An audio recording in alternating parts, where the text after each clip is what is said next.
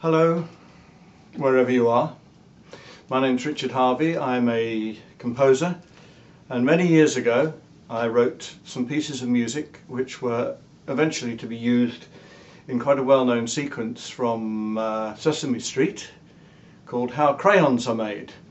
Now this bit of film has generated quite a bit of interest on YouTube, and I've certainly seen a few questions over the years. Who wrote that music, when was it written, and so on.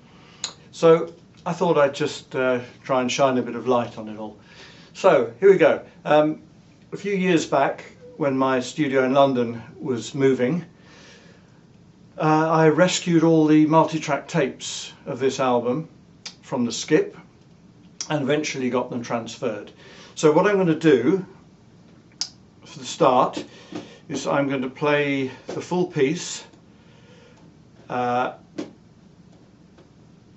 as it is used, or more or less as it's used on Sesame Street.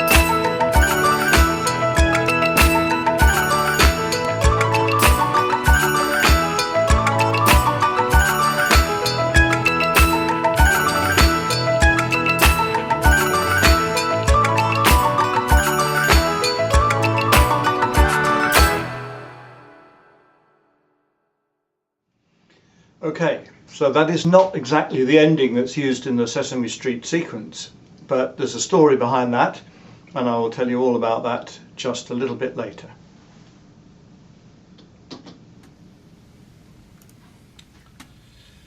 So just going through the piece from the very start. At the beginning we have a string machine and a mini Moog, I guess, multi-tracked I would think, just holding this high note, which I hope you can hear, pretty quiet. And then we add to that finger cymbals, which we have a few, and a bell tree, which go like this. Bit of intermodulation from the old 2-inch tape there. Okay, I had two groups of recorders. The first group were the lower instruments that came in at the beginning.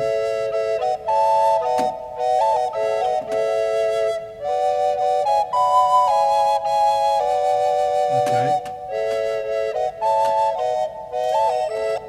And I shall layer them up. This is where they come in on the second time round. This is the bit used in Sesame Street.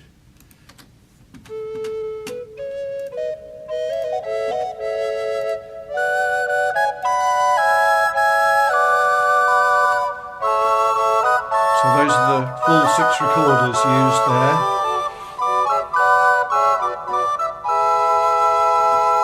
Okay, at this point there were a lot of drop-ins, as there tended to be when you only had 16 tracks. A little harp came in, a piano came in, just for a second,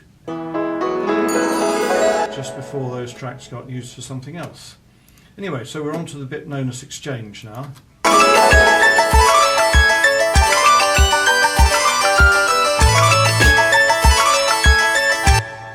Okay, so the tune here is based on the tune I wrote for Dragonfly Dance, which is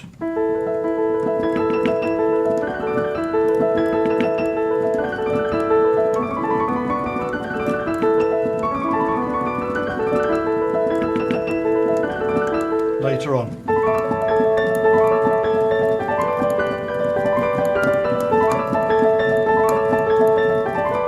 Etc, etc. So we've got 2 loops here. One of them is percussion only. Just come on. A set of wood blocks with an aerosol recorded at double speed and some sandpaper. Is the sandpaper, is the aerosol. Next to that there's a loop which is essentially, I think it's a bit of glockenspiel and a bit of belltree. These come and go throughout the piece. There are times when they can't be used. Also on the percussion front I had some anvils, as we call them, just bits of scrap metal being hit and multi-tracked. Okay, we also had the inevitable, this was the 70s after all, the inevitable hand claps, which was always an easy thing to do late at night. Okay, we also had massed snare drums.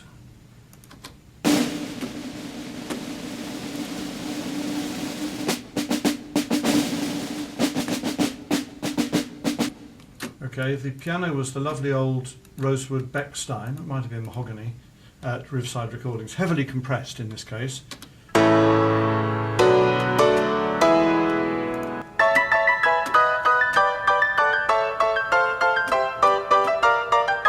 I also used the little pipe organ, faux pipe organ that we always used in Griffin, an Ernest Hart pipe organ.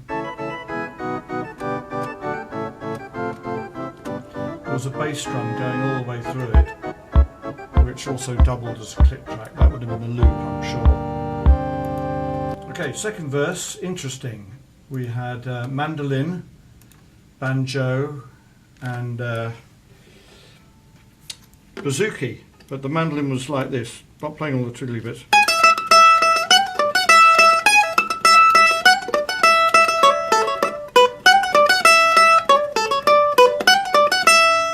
Etc.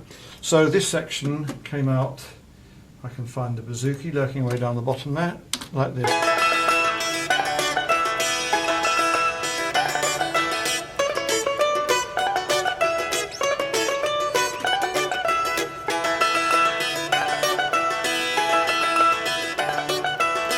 Fun.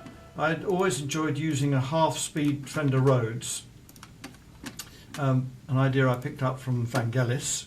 He used it like a Celesta.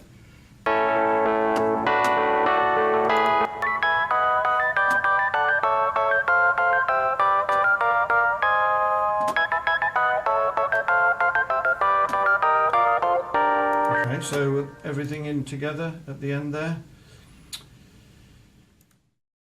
Let's see.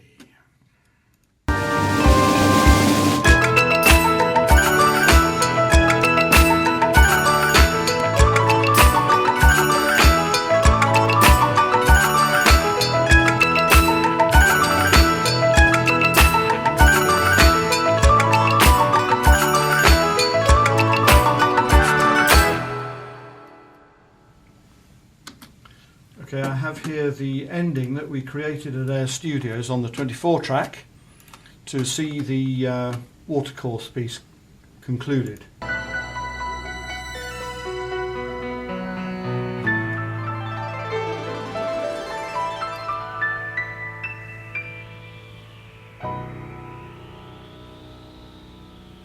That sounds like my old Jupiter 4, ARP Odyssey and the piano at Air Studios.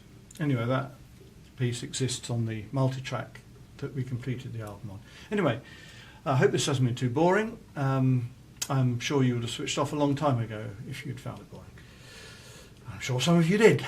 All right, okay, I would be very happy to give you a guided tour of the whole original album track. If you're interested, just write in and say you're interested, and if enough of you do that, I'll take the trouble to do it. I quite enjoy it, actually. Anyway, thank you for your time and your company today, and thank you Sesame Street for popularising my music all those years ago. Bye for now.